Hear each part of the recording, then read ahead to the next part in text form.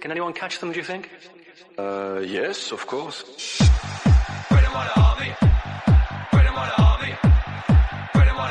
Yeah, unbelievable. We didn't expect that. Think with cheeks or whatever it is, go and prove them wrong. Absolutely, and we would defend our club with teeth and nails, and we're not gonna get anybody damaging our name or trying to lie about things that they haven't occurred. We will make mistakes. We will put our hand up, but we will defend our club in a really strong way. Hi everyone. So there was a meme that was going on about 2022 being called 2022. So, and it seems that way for Arsenal at least. We have started the new year with City game, then the Liverpool game, then there was like postponements, then we went out of FA Cup, now we are out of League Cup. There seems to be a very never-ending cycle to what Arsenal goes through. And already there's like Arteta out trending. So, you know, every sign that this is 2020.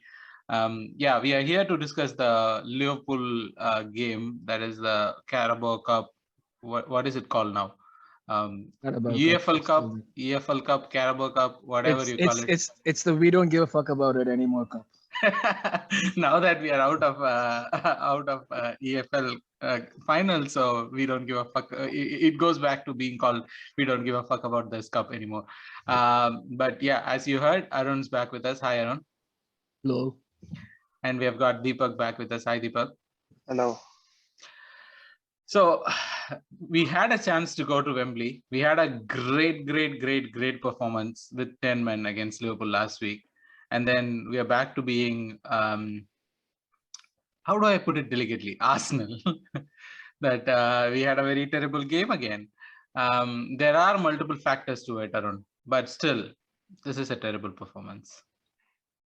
It wasn't a great performance. Like, you know, I think we were expecting a lot after the kind of performance that they put up at Anfield in the first leg.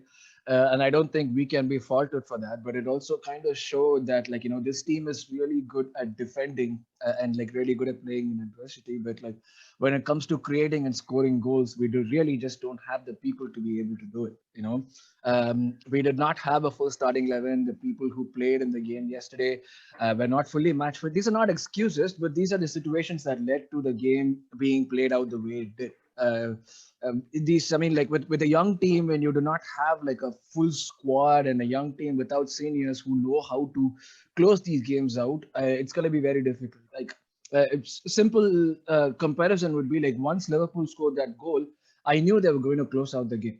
I knew they were not going to lose the game. Even if we did score a goal, I knew they would find a chance. That's the experience. That's the kind of people they have. They know they have done that. And we also have these stats which say, like, you know, when they take a lead, they're never going to, like, you know, drop that. Mm-hmm. So it was more than performance. Like if I was looking at the stats, honestly, like there was not a lot separating the teams if you really think about it. They had like 11 shots and 3 on target. We had 7 and 2 on target. You know, it all came down to final margins at the end. Jota got 2 chances. He made full use of both of them. Lacazette got a great chance and he didn't make use of that. You know, so it was like, I do not know if it was like a horrible performance that everyone should be screaming about. If you're really thinking that we should have beaten Liverpool and, like, you know, yeah, we should have put up a better performance, but with the level that we are, even without Salah, they are a better team than us. We have to accept that. Like we were playing a 4-3-3 in spite of knowing that the 4-3-3 doesn't work because we didn't have people. So it's, yeah, I mean, like I'm really not too disappointed with the loss. I just expected them to like be more fluid, if I could say. And that didn't happen during the game at all. We had like one plan which seemed to be working fine, but beyond a point, we were bereft of ideas, and that showed. That could possibly be down to like the personnel that we had and, like, you know, lack of options from the bench. We had to bring Partey in, and he left in 15 minutes. So it wasn't like, you know, it was, I think it showed the difference between the two teams, like not in a way that previously we'd lose 4-0, 5-0. And we'll see that the gulf in class was too high, the gulf in quality was too high. Now it's not just because of the result, but also because of, like, you know, what we are preventing them from doing. That makes me think that we're getting closer, but we still have a long way to go. You know, so really not disappointed with the result. So, Deepak, there are like a couple of ways to see it, right? Like the first way is losing to Liverpool over 2 legs with a 2-0 scoreline is not a bad thing. But the other side of it is that for a person, for Arteta to start his career with winning a cup competition and then like walking out of every other cup competition very timidly, right? It's the manner of how we go out of cup competitions. Sorry for that. So FA Cup last week, walking out of it. So in 2 weeks, the manner in which we walk out of the cup competitions was what was surprising. Not just in 2 weeks, right? In all tenure with Arteta, it's either we win or we walk out. And I mean, only one win, I get that, but still, like when we walk out of cup competitions, we are always like Europa. We went out without a bang. With last year's FA Cups, with last year's capital like EFL Cups, whatever it is. Every time we go out with a whimper. That's the part that I don't understand. If I think like this loss to Liverpool, I wouldn't put it like a whimper or something. Like Liverpool is superior to us. It's just like the dominoes. Like we lost the FA Cup, so that's why it felt like okay, we didn't even perform in Carabao Cup. I knew like we would never win this tie. It's tough to win like 2 games against Liverpool or like even like win it on some kind of goals. So I don't like.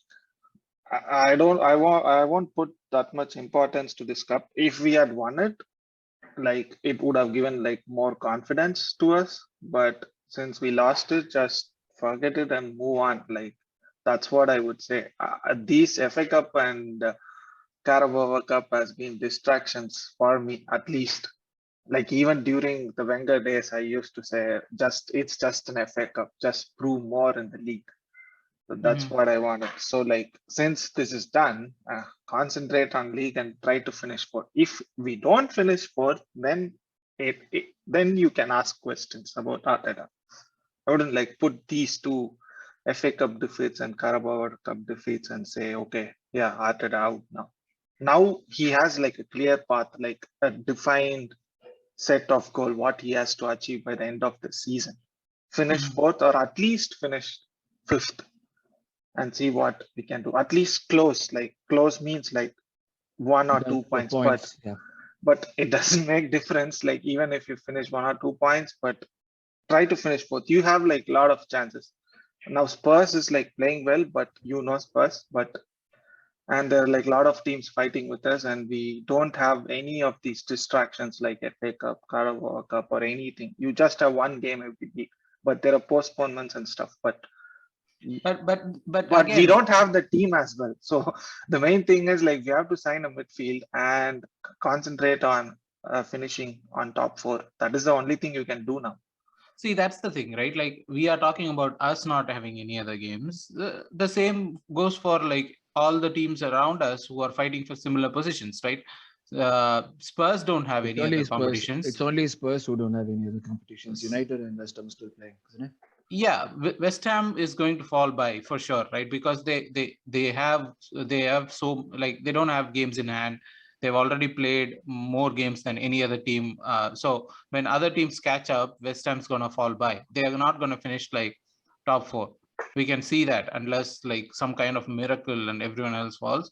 Like it's going to be us, United, Spurs fighting for the top 4. That's what is going to happen, right? And Spurs don't have a lot of distractions. They might not be playing well, but they do have a world-class manager. As much as I hate to say that, but they do have a world-class manager. And they have been, like I said, like, they the results are not, they're not like winning in terms of scoring too many goals. But if you look at the results of the last 9 games, I think they have like a lot of wins. So they are in the position they are because they've been getting the points, like grinding out the points however they could, in the end, no one's going to see how you got the points. It's all about whether you're getting the points or not.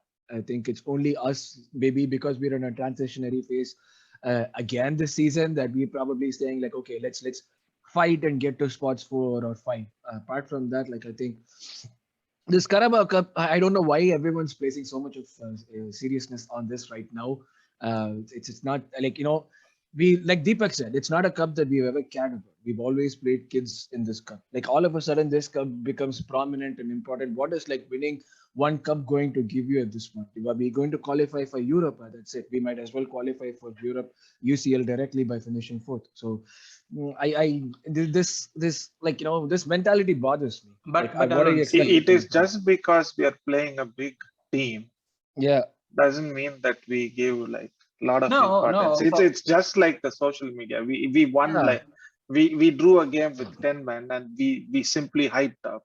And Yeah. then we wanted to win the second leg. It doesn't work like that, right? It's just one-off game. Liverpool like didn't play well, and it doesn't happen every single time Liverpool doesn't turn up. So they didn't even turn up. But the thing is, like, we also didn't turn up. And Turn up, you that's the can thing, see the yeah. difference, right? That's the individual quality is more at Liverpool. See, for me, why I was hoping for this cup is because that is 2 games away, right? A tangible result is 2 games away. If we win against Liverpool, if we would have won against Liverpool, then it's just the finals. And if we win the finals, we have a tangible result. But for me to have a tangible result at the end of the season for a top 4, I still have to wait for 14 games.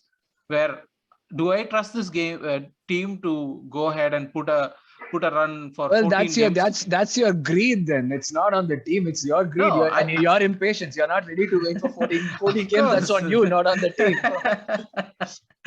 That's on you. Calling me out as always. That's seriously on you. So Arun, the game. Patience is a virtue, my friend. For me, like winning Carabao Cup and finishing 7th, it's a useless result. Useless, yeah. Okay, so Deepak, losing this Carabao Cup and finishing 7th, I would say like Arteta, plain and simple. That's it. so Deepak, when the team sheet came out, right? We knew that the team had so many injuries, right? And Tomiyasu is coming back from injury. ESR is coming back from injury. Odegaard is coming back from COVID. So we saw those effects on the pitch. Like Tomiyasu was not, like, this was probably his worst game that he has played with us till now, and ESR was so leggy. He was not being sharp at all. So the whole social media meltdown about us not playing Spurs over the weekend when we called off the game or postponement of the game. Right, we know as Arsenal fans we are going to give excuse. Like we are going to say the truth as it is, that we don't have a squad that is there for playing. Right, like yes. Even yesterday's game, we could see from the bench we don't have anybody to come in. That's why we had to bring in Partey to play that last 15 minutes. And look how it turned out. But still, like, we didn't have anybody. We brought in Nketiah instead of Lacazette. And that's it. We didn't have anyone else on the bench. We cannot even bring in Cedric to play because he's out injured, right? Yeah. This squad, if we are going to put it as a squad for next season, needs a lot of players. And of course. And I don't see us doing that. Like, are we going to have another window where we go and buy 5 players? We have to, right? Like, let's say, take this situation, like Partey and Xhaka is out, like we don't have any players to put on. So of course you have to sign some kind of decent backups, or even not just backup. You have to replace Xhaka. I have had enough with him with that red card. So, but of course, I think no more captain, leader, legend. Enough of that nonsense. Even let him be our best midfielder or whatever it is. He has let us down in multiple situations right now with his stupidity. So yeah, until he's there, we can praise him. So, but we have to kick on. We have to replace Xhaka. That's it. You used to say he's a bad omen or something. I'm also going to start believing that. Yes. Victory at last. Whatever it. But yeah, we definitely need to have like some kind of window, or even like some kind of players we need to put on the table. Like I agree, like why there were like a lot of talk around us postponing the game against Spurs. It was because we sent a couple of people on loan who we could have held back and started that match. But who cares? We don't have any team.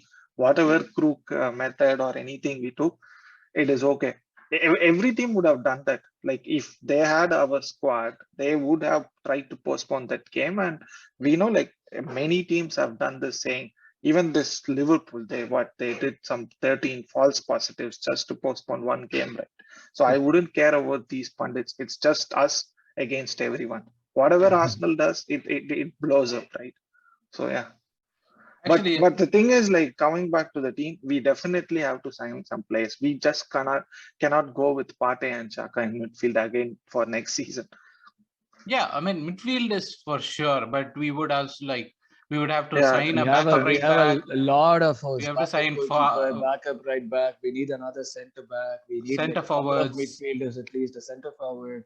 If Pepe leaves someone from the right, a backup from the left. Yeah, we need to build another team.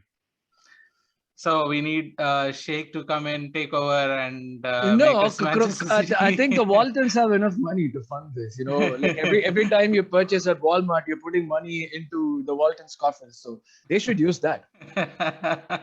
We have spent like a lot of money, but we haven't like bought proper players, right?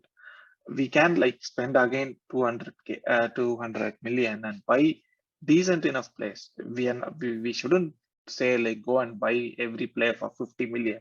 We're just looking for decent enough backups, but it's on Arteta's and Edu's hand to sign decent enough players. You cannot go with the same squad and expect us to finish again. And even if we finish top four, I definitely we won't finish top four again with this squad. Okay, so Arun, coming back to the game, right? Like it was in the stars that last game Xhaka takes out Jota and gets his red card, and makes you think all that no more red campaign was all like, you know, it didn't have any effect on the players.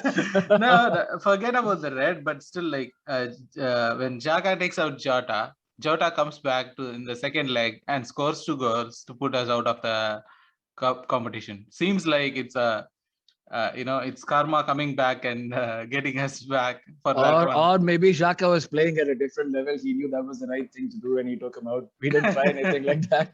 And we lost the game. We let Jota score. But Xhaka was playing. But both the goals were like preventable, if I could put that term, right? Like if those are not great goals. We know we always, like as Arsenal, we have this tendency to to play our worst defense against players who could run at us. Drogba, Cristiano Ronaldo, these are players who run at our defense, and those are the players that we would never be able to stop. And Jota is one such, right? He runs at the defense. Especially the first goal was like, it was a timid, mistimed shot that goes in. And it was like him running at us. And the second goal was a bit lucky for them. Like if only Gabriel kind of leaned in, it would have been the offside. So, but both the goals were not like great goals. It was just like moment of magic from the 3 players that Liverpool has who are like world class: Van Dijk, Trent, and Jota. Yeah, Jota has always been a tricky customer, but that's the reason why like Liverpool got him, because he offers something different from what their players have. Like you said, he's very direct, he's very tricky. He knows where to be, and he has like amazing awareness for goal. Even your size doesn't matter when you have a great awareness for goal, and you have the trickery that he does. So I was expecting him to do something of this sort, and fucker didn't disappoint me, which was not a nice thing.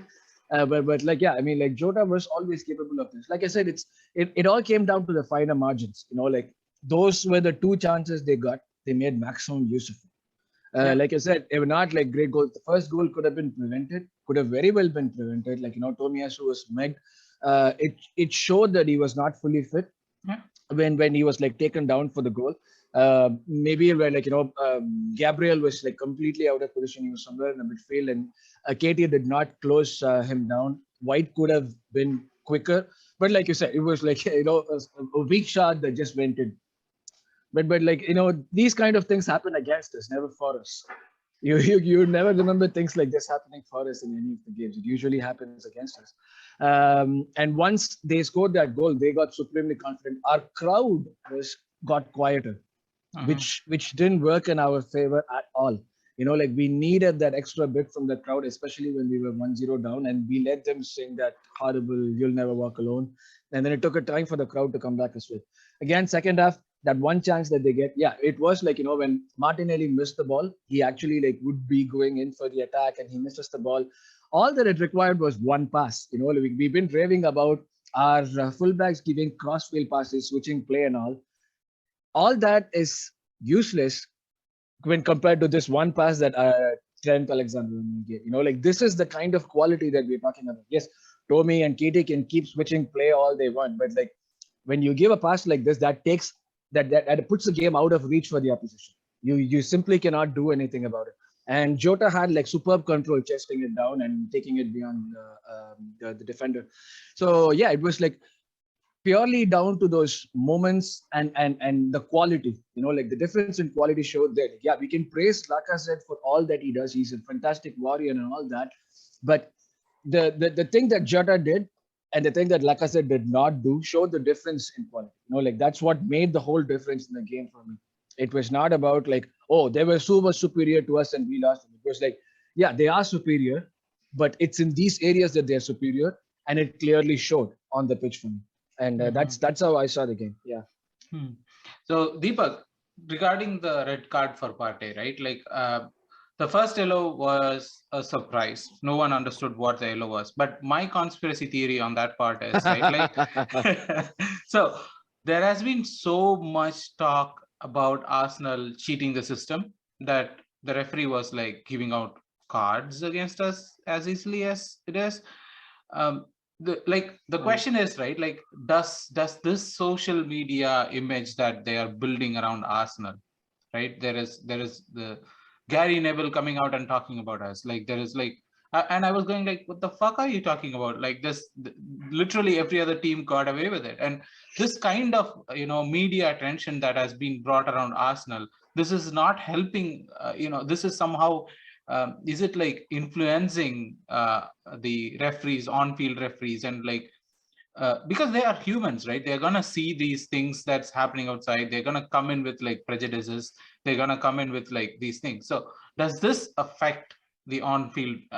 I'm not asking should it, because it shouldn't. But does this affect the on-field decisions? It could, as you said, they are humans and they would have like some preconceived notion, right, within themselves. Oh, these guys cheated out of a game, and why not like give them like give red card to their best available player? It could happen, yeah, as you said. But yeah, like as I said, like it's always like when Arsenal does something, it gets blown up. Like what United didn't postpone games, they did two, 3 games they got postponed. The thing is, like, we didn't sell that case properly for the postponement. We just said we didn't have squad available. But we didn't have time, right? Like that's the thing. We didn't have time to sell the case. We just like it was Thursday we played Liverpool last week, and we were supposed to play Sunday. So we filed the case on Friday, and there was only one day in between. So the case like we filed was we didn't have squads available. We could have just like cooked up something like Liverpool and said we have 6 positive COVID cases.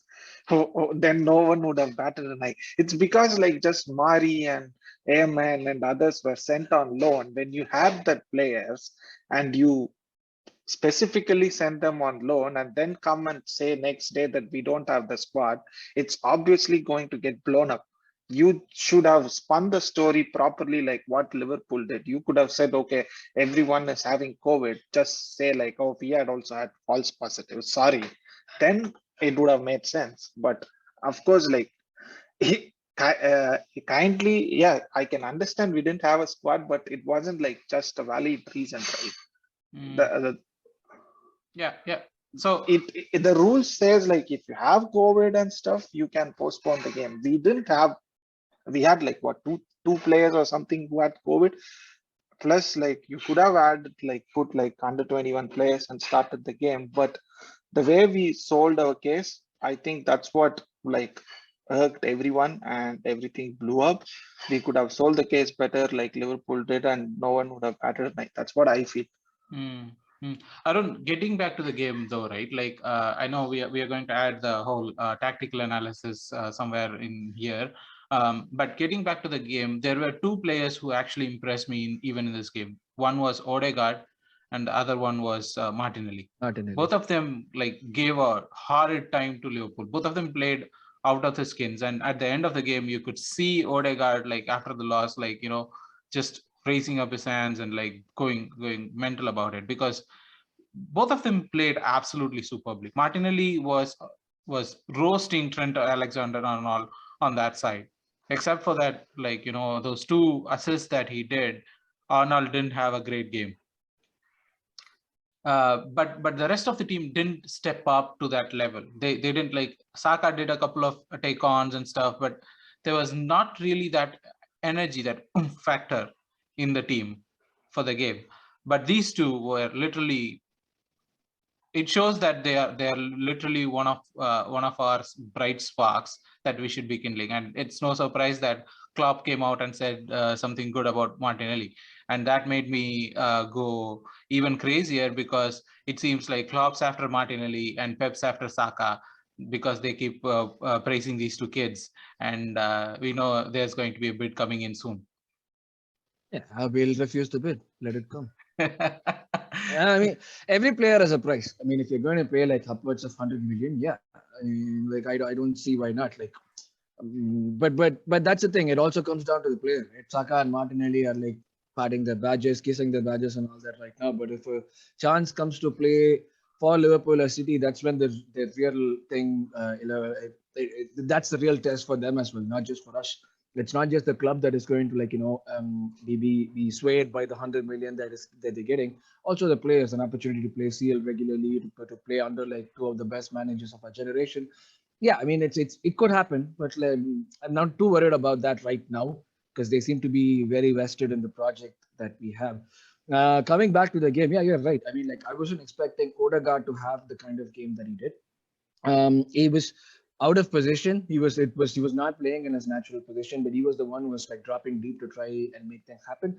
But he was not fully fit either, and that showed. Like there were many instances where he didn't go for the ball as fast as he normally would have. Combine that with the other midfielder that we were playing, ESR, he was not fully fit either. So it sort of made like the entire midfield ineffective. With just Sambi playing. Sambi tried a lot. Sambi played like really well. In fact, he tried with whatever he had and his experience against like the guy likes of Fabinho. Fabinho's like a monster. He had a great game. Like when you're playing against the likes of him or Henderson or Milner, people who have like years of experience playing at this level and who know how to close the game, it's very difficult. We lost the game in the midfield. There was nothing going from ESR. There was nothing happening with Saka because Tommy wasn't able to come too much infield like he normally does. There was no overlapping happening. So everything sort of led to us falling into their basic, like, I think they came with a plan to not like really shut us down, but really just like block us a bit. And it was compounded by the fact that we didn't have these other players who weren't ready, So in that sense, these two guys shone out. Martinelli was amazing. I mean, like we have a real gem in our hands. If we can get a proper striker, like I said, like that's the difference in quality. Like he didn't have to be involved. Like he didn't need someone to get him involved in the game. And like he was doing it all by himself. When you have players like that, that's really good for the team. It's not like you're waiting for your center mid to actually pass the ball for you, but you're taking the initiative and you're taking the ball from the middle of the pitch. So that is like a really good thing. And his attitude, like, I think we were talking about it in the last part, people who are willing to chase things down and win at all costs.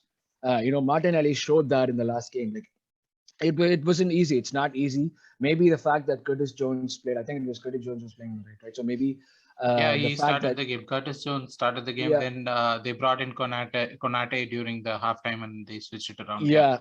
Yeah, so like even with Curtis Jones, even though he's young, like he did have a lot of trickery. So with what Martinelli did and how he played was really fantastic. And I mean, like, forget about the bids, forget about everything. Let's get to the top four, like to at least give these kids some hope of playing at the highest level and like taking their careers to the next level. So I think that's enough of that game from us. Before we jump on to the preview for the weekend's Burnley game, right? Like Deepak, there was this thing that was touted in the media, right? That an Arsenal player took an LO for aiding someone's betting, and Shaka, Shaka. We're not dropping names here. So, but that seems to be a wild allegation. And coming on the week that we have been asked questions about postponing Spurs game, we have been asking questions about like a lot of things with Aubameyang. There's a lot of unraveling happening behind the scenes at Arsenal. I wouldn't give too much thought to these stuffs. Like, yeah, like every single time, like anything Arsenal does, it gets scrutinized, right? So they just want to put us down. Like when you're down, they will keep on batting you down with more allegations. So it's just an allegation. So I would say just leave it at that. That's it. Okay. Don't give too much thought about that.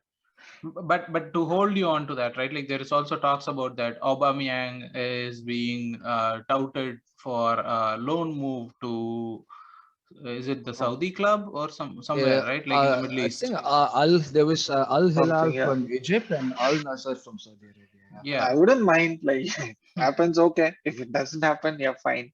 Yeah. Because I think he's like last time I said, I think he's frozen out completely, and he isn't being like being the model professional or whatever it is supposed to be. Like we knew like he was a troublemaker when we signed him from Tottenham, but the 2 years and 2.5 years he gave us, he was like a complete professional. Probably he's going back to his old ways of being like a party pooper or something. I don't know what is happening with him, but we don't want that kind of image attached to us, right? So true, especially when like all that we're talking about is culture and weeding out the bad seeds. You don't want like this happening from a senior player who's like the captain, But good news is we have sent Kolasinac out the door, Mari out the door. So it's just loan. That's it. I don't care. Coming back. And no, Kolasinac is done. The contract is terminated. Yeah, it's done. But yeah, whatever. No, but the thing is, like anyone going out on loan is coming back.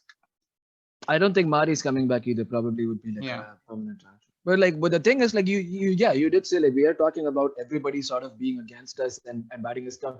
The narrative that Arteta is trying to like spin here that it's us against the world is actually like working to an extent. I would have expected it to work more because like the fans are more united than they've ever been.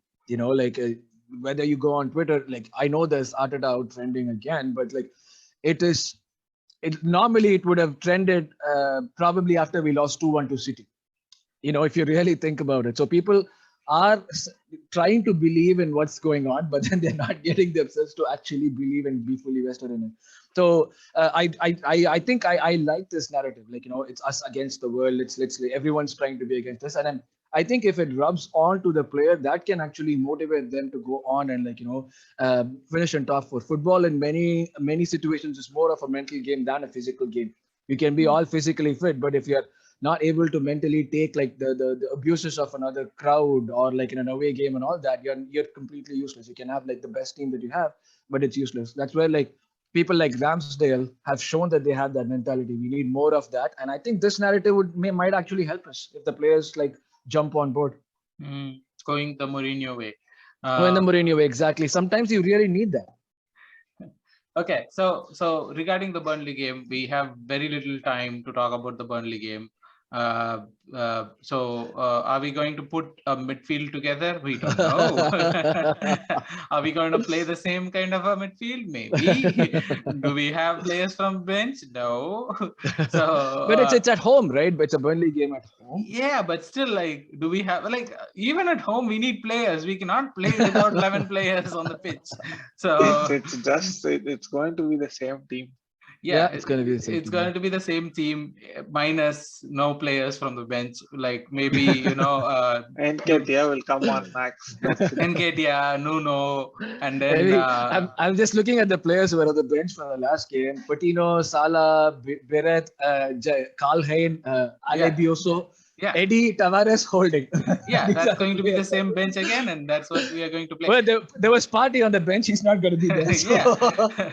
So literally, that's going to be the team. But with predictions,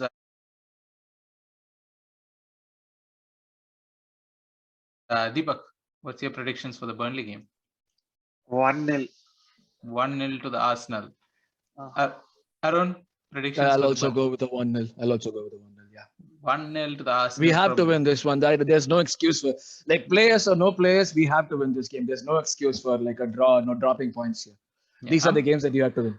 I'm gonna go for a 2-0 victory because I still think that there is goals from in this team that could come in, and so that's the hope than anything else. And we have to win. So we have to win. Basically, we have 4 points behind Spurs. Yeah. Let's say Spurs has 1 game in hand. They're just 1 point ahead, but still 4 points. So we have to win this game. Hopefully we win, and hopefully we get into the top 4. And thank you guys for joining in. This has been amazing, and hopefully we'll meet after the victory. Bye. Thank you. Bye.